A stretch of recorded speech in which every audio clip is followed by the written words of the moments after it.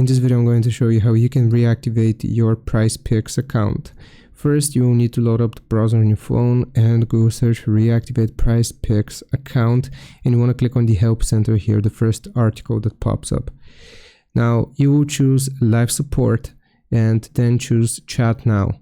This is going to load up a page like this, and you will just click on get started here to contact them.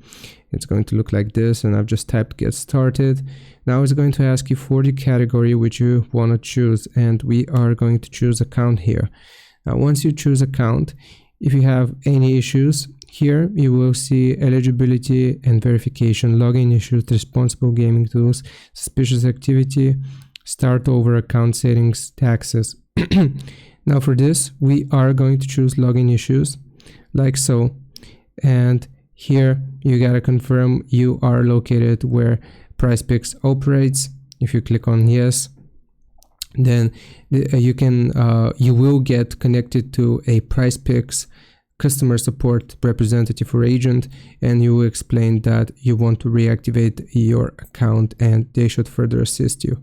I hope this helps. Leave a like and sub, and I'll see you next time.